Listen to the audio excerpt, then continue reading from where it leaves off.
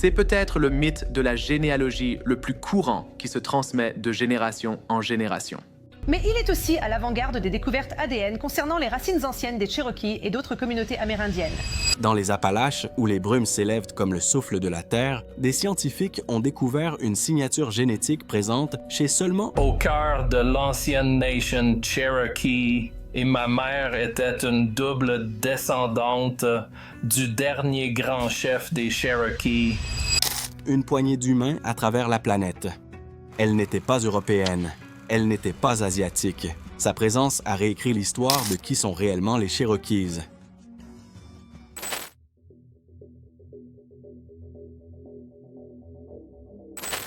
Les montagnes oubliées.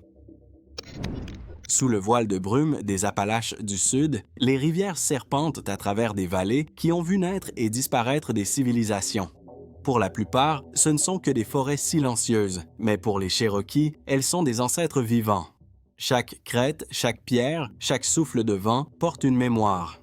Bien avant que les Européens ne posent que le pied sur ce continent, ces montagnes étaient déjà cartographiées dans les récits et les cérémonies. Des villages bordaient les rives du Tennessee et du Hiwassee. Des feux de conseil brûlaient près de monticules de terre plus anciens que Rome. Pourtant, malgré tout ce qui survit dans les chants et les légendes, la question de savoir d'où viennent réellement les Cherokees n'a jamais totalement disparu. Les archéologues ont trouvé des indices dans le sol. Les linguistes ont suivi des mots à travers les continents. Puis vinrent les scientifiques, avec leurs microscopes et leur ADN mitochondrial. Ce qu'ils ont découvert dans le sang des Cherokees allait déclencher des débats dans les salles de classe comme dans les réserves. Pour le comprendre, il faut remonter le temps, non seulement à travers les siècles, mais à travers les couches d'identité, de migration et de mythes enfouis au cœur de ces montagnes oubliées. Des siècles plus tard, les mêmes questions qui résonnaient autrefois autour des feux reviendraient, cette fois non pas aux conteurs, mais aux scientifiques. La question de l'ADN. Lorsque les tests génétiques ont atteint pour la première fois les communautés autochtones, ils promettaient des réponses que les livres d'histoire n'avaient jamais données. Les scientifiques pensaient pouvoir retracer toute l'histoire des Amériques à partir de quelques signatures moléculaires, de minuscules codes transmis de mère en enfant pendant des dizaines de milliers d'années. Selon ce modèle, chaque nation autochtone, de l'Alaska au Golfe, descendait d'un petit groupe d'ancêtres ayant traversé un pont terrestre depuis la Sibérie à la fin de la dernière ère glaciaire. Leurs descendants portaient 4 lignées maternelles d'ADN, A, B, C et D. Ensemble, ces haplogroupes devinrent la pierre angulaire de la définition scientifique de l'identité autochtone. Mais lorsque les premiers échantillons d'ADN Cherokee commencèrent à apparaître dans les bases de données, certains chercheurs remarquèrent quelque chose qui ne s'insérait pas dans le schéma bien ordonné des cartes de migration. Aux côtés des marqueurs autochtones attendus se trouvait une 5e lignée rare, connue sous le nom de X2A. Sa présence intriguait. Cette même lignée existait par endroits en Europe et au Proche-Orient, mais la version Cherokee semblait différente, ancienne et isolée. C'était comme si le gène avait traversé un océan non pas par navire, mais à travers le temps lui-même. Soudain, les vieilles légendes sur l'origine et le voyage prirent une nouvelle dimension. La science avait-elle mis au jour un écho d'un contact oublié? Ou bien s'agissait-il simplement de la preuve de l'immensité et de l'entrelacement de l'histoire humaine? La question n'était pas seulement biologique, elle était historique, voire spirituelle. Et pour beaucoup, elle était personnelle. Pourtant, la découverte ne s'arrête jamais là où elle commence. Une fois les données sorties des microscopes et livrées au monde, elles prirent leur propre vie. Les résultats mal interprétés. Lorsque les résultats de ces premières études quittèrent ces laboratoires, ils se heurtèrent à un public avide de mystères. Des généalogistes amateurs, des passionnés et des historiens autodidactes commencèrent à tirer des conclusions que les données elles-mêmes ne soutenaient pas. Pour eux, la rare lignée X2 n'était pas une branche américaine ancienne, mais un indice secret. La preuve que des marins de l'Ancien Monde, peut-être des Phéniciens ou même les tribus perdues d'Israël, avaient traversé l'Atlantique bien avant Christophe Colomb. Des forums et des documentaires se multiplièrent, chacun prétendant révéler un ADN interdit caché dans le génome Cherokee. En vérité, les scientifiques n'avaient jamais affirmé cela. La lignée X2 à trouver chez les Amérindiens était propre à ce continent. distincte des variantes eurasiatiques X2 depuis des dizaines de milliers d'années. Mais la nuance survit rarement en dehors des articles de recherche. Au fil de sa diffusion, l'hypothèse devint certitude et le mythe se figea en identité. Pour beaucoup de non-autochtones en quête d'un lien avec une ascendance indigène, les Cherokees devinrent le symbole d'un pont perdu entre deux mondes. Au sein des communautés Cherokee, la réaction fut partagée. Certains étaient curieux, d'autres étaient lassés. Un nouveau chapitre dans une longue histoire d'étrangers cherchant à leur dire qui ils étaient. Ce qui avait commencé comme une curiosité génétique devenait rapidement quelque chose de plus profond. Un point de tension culturelle où la science, la fierté et le mythe se mêlent. Ce que dit réellement la science. Lorsque les spéculations se sont tues et que les données ont parlé d'elles-mêmes, la vérité s'est révélée bien plus complexe et à bien des égards plus extraordinaire. La recherche génétique moderne a retracé les origines de tous les peuples autochtones des Amériques jusqu'à une petite population fondatrice ayant traversé de la Sibérie vers l'Alaska il y a environ 20 000 ans. Ces peuples portaient les 4 lignées maternelles depuis longtemps connues de la science. A, B, C et D, ainsi qu'une 5e branche, plus rare, connue sous le nom de X2A. Mais la version Cherokee du X2 n'est ni une importation européenne, ni une relique du Moyen-Orient. Elle est entièrement américaine, un écho génétique ancien qui s'est séparé de ses parentes eurasiennes bien avant que les humains ne construisent des villes ou ne creusent des bateaux. En réalité, la distance génétique entre le X2 à américain et les lignées X2 de l'Ancien Monde est si vaste que le contact transatlantique devient non pas plus plausible, mais moins.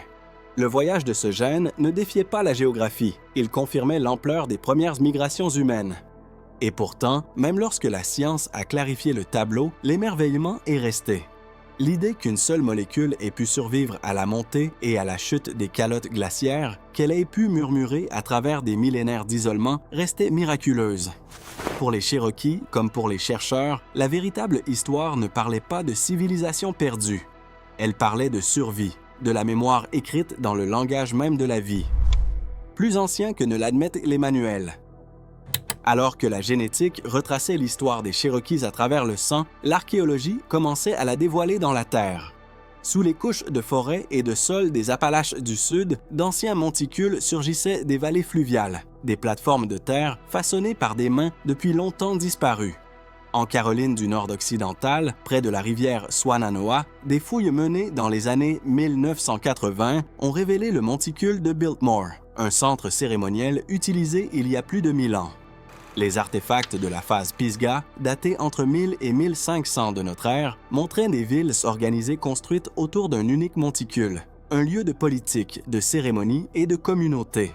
Ces découvertes se reliaient directement aux ancêtres des Cherokees.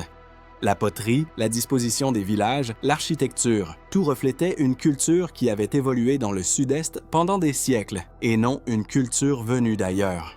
Certains archéologues pensent même que leur présence pourrait remonter encore plus loin, jusqu'à la période du Middle Woodland, il y a près de 2 millénaires. L'idée selon laquelle les Cherokees seraient des nouveaux venus ayant migré vers le sud depuis les Grandes Lacs entre désormais en concurrence avec les preuves croissantes qu'ils ont toujours été ici. Chaque fouille raconte une histoire plus silencieuse que ne le peut l'ADN. Une histoire écrite dans l'argile, la cendre et les traces de feu encore enfouies sous la terre. Chaque fragment mis au jour murmure le même message. Les Cherokees n'étaient pas des visiteurs dans ces montagnes. Ils en étaient les architectes, les gardiens et la mémoire. Les voix du passé. Bien avant les microscopes et la datation au carbone, les Cherokees portaient leur histoire dans des récits, non pas écrits sur du papier, mais contés au bord de feu qui brûlaient à travers les générations. Leurs anciens parlaient de migrations guidées par les rivières, de clans veillant à l'équilibre entre la guerre et la paix, et d'un temps où la langue elle-même était une médecine sacrée. Pour eux, ce n'étaient pas des mythes, c'était une mémoire vivante, façonnée pour survivre à des siècles de bouleversements. Lorsque l'ethnographe James Mooney a recueilli les traditions orales Cherokees à la fin des années 1800, il a trouvé des récits qui reflétaient des vérités qu'une archéologie plus tardive viendrait confirmer, des histoires de bâtisseurs de monticules, de migrations lointaines et d'ordres spirituels connus sous le nom d'Anikutani. Les historiens pensent que ces récits ont conservé des événements réels, transmis à travers le langage du symbole et du rituel. Même l'invention du syllabaire écrit par Sequoyah dans les années 1820 n'a pas marqué l'abandon de cette tradition, mais sa continuité, une manière de graver le son dans la permanence. Écouter ces récits aujourd'hui, c'est entendre le temps se replier sur lui-même. Le passé ne dort pas sous la terre. Il respire dans la langue, les chants et les cérémonies qui ont survécu à l'exil, à la guerre et au silence forcé. Bien avant que les scientifiques ne cherchent des réponses dans l'ADN, les Cherokees savaient déjà qui ils étaient, et ils ne l'ont jamais oublié. Le prix de l'incompréhension. Quand la science rencontre le mythe, le coût ne se mesure que rarement en données. Il se mesure en confiance. Les Cherokees le savent bien. Au fil des années, leur nom a été emprunté par d'innombrables personnes en quête d'appartenance, des légendes familiales d'une grand-mère Cherokee, des revendications d'ascendance enracinées davantage dans le folklore que dans les faits.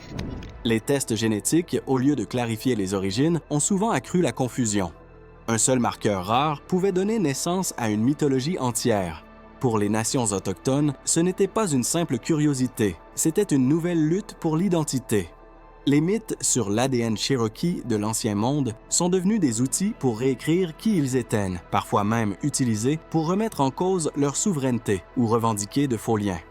Ce qui avait commencé comme une fascination devint politique, spirituel et profondément personnel. Une science mal comprise peut effacer aussi facilement qu'elle révèle, et dans cet effacement, la véritable histoire, celle de la survie, de la migration et de la mémoire, risque d'être à nouveau oubliée. Réappropriation du récit. À travers la nation Cherokee, aujourd'hui, le travail de mémoire se poursuit, non pas dans les laboratoires, mais dans les salles de classe, les maisons de conseil et les centres communautaires. Les anciens y enseignent la langue autrefois menacée d'extinction, dont les sons résonnent à nouveau dans les voix des enfants. Chaque syllabe prononcée en Cherokee est un acte de défi face à des siècles d'effacement.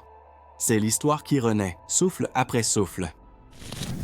Le peuple qui a survécu à la déportation et à la répression culturelle utilise désormais la science selon ses propres termes. Des généticiens, historiens et archivistes Cherokees collaborent pour que l'ADN serve non pas à les définir, mais à protéger leur héritage. Pour eux, l'ascendance n'est pas une énigme à déchiffrer, mais une relation à honorer. Elle s'enracine dans les montagnes, dans les récits et dans les liens de parenté qui dépassent les lignées de sang. En reprenant la main sur leurs récits, les Cherokees font plus que corriger d'anciens mythes. Ils rappellent au monde que l'identité n'est pas quelque chose qu'on découvre dans un rapport de laboratoire. C'est quelque chose que l'on vit, que l'on parle et que l'on transmet, le fil invisible qui relie les générations entre elles, plus solide que n'importe quelle molécule d'ADN. Au fond, l'histoire des Cherokees n'est pas écrite dans le sang ni dans la pierre, mais dans l'endurance même, une lignée de mémoire qui a survécu à la conquête et au doute. Leur ADN peut retracer les migrations, mais leur esprit retrace quelque chose de plus grand, le lien ininterrompu entre un peuple et sa terre.